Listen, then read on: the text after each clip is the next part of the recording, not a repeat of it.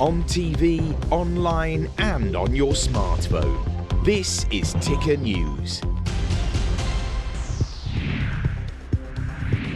Hi there folks, today we're talking the power of autocracies and how the United States now wants to stop them. Russia, China, North Korea, and it keeps spreading. But how can the US now contain these strongmen? And is the world ready for another war built on ideological values and differences? I'm Aaron Young, let's get started. Now from our headquarters at Ticker Park, this is Ticker Today. Hello there. President Joe Biden hasn't minced his words since he took office, and the US national security strategy is backing him up. The word on the street is that autocracies pose a challenge to the United States. From Russia staging a full-scale invasion of Ukraine last year to China's Xi Jinping winning an historic third term as leader, we have seen just how quickly autocracies can make decisions. So it's no surprise the US sees it as a threat.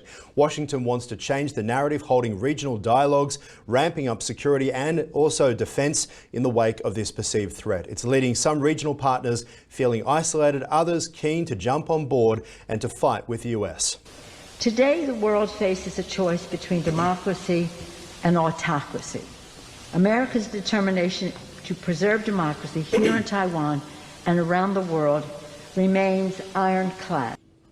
So how are autocracies changing their tune? Well, we've seen Russian President Vladimir Putin taking aim at the US and its NATO allies for escalating tensions when it comes to the war in Ukraine. It's become a proxy war between two great superpowers. And just like the United States, Moscow's certainly not mincing their words either. Here's President Putin. If the territorial integrity of our country is threatened, we will, without question, use all the means at our disposal to protect Russia and our people. This is not a bluff. All right, let's get a bit more information now and dive in a little deeper with Dan McMillan, who leads Save Democracy in America. Dan, thanks for joining us. Thank you so much for having me, Aaron. Absolutely. All right. So democracy's had a pretty bad reputation of late. Do you think that's led to these autocracies around the world? Did it begin 20 years ago? No, I mean, autocracy of one form or another is kind of the historical tradition, the historical norm. But over time, since the French and American revolutions of the 18th century, democracy has been on the march. I think it's useful in this discussion to separate out three issues, three strands that sometimes get mixed together and cause confusion. One is the very serious threat of military aggression from certain dictatorships, above all Russia and even more frightening, I think, communist China. The second is this question that you pose, is democracy on the march or is it in retreat around the world? The third is the dysfunction, the apparent dysfunction of the American political system, which has always been, was the world's first democracy and has been the world's leading democracy. And the problems that we are having have sometimes proved to be grist for the mill of dictators who say, well, you say you want democracy, look how it's working out for the Americans. And so it's necessary to separate them out. I think with regard to the military threat, in a way, Russia has already been defanged. They have troops on Ukrainian soil, but it's been a disaster for the Russian army. The Russian army has been exposed to a large degree as a paper tiger. They've suffered disastrous losses of men and materiel.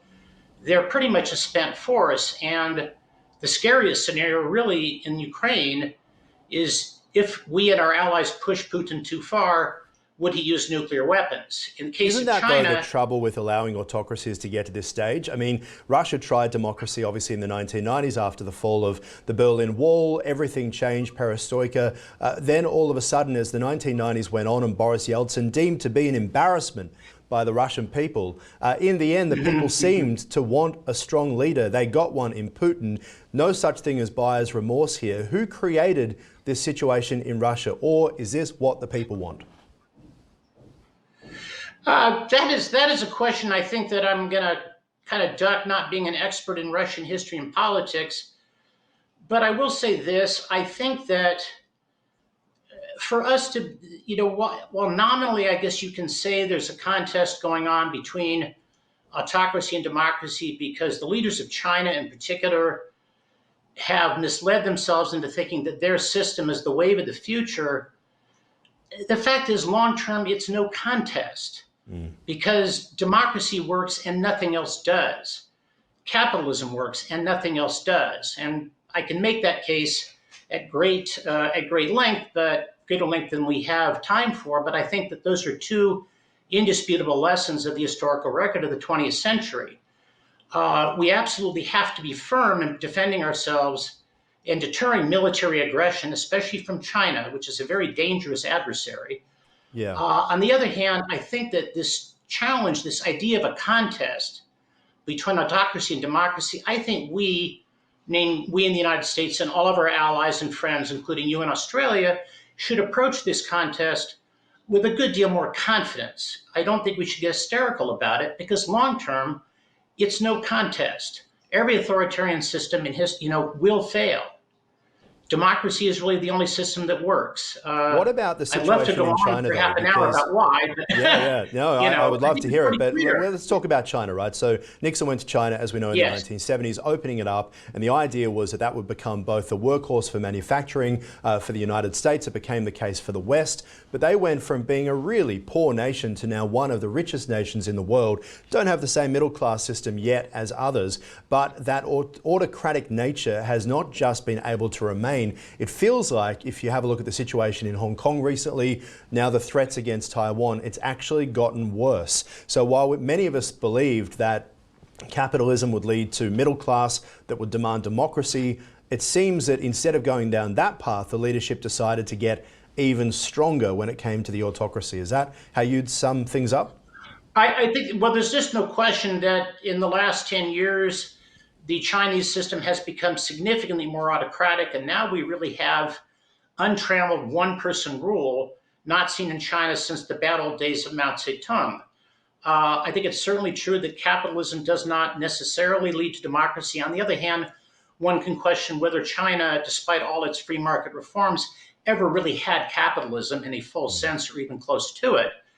I mean, Xi is very dangerous. On the other hand, he's a perfect example of how having one person in power leads to terrible decision making. I mean, even before he came to power, you had the draconian one-child policy in China, which has now produced a gender imbalance, a declining and aging population. Then you had Xi's zero COVID lockdown policy, which had terrible consequences for the Chinese economy.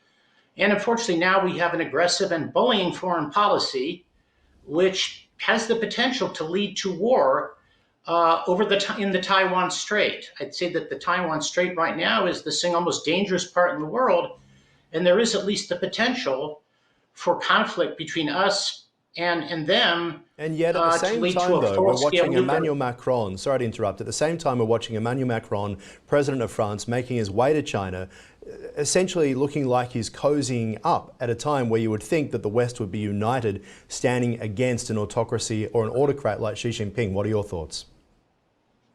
Well, my feeling is that Macron is trying to open a dialogue.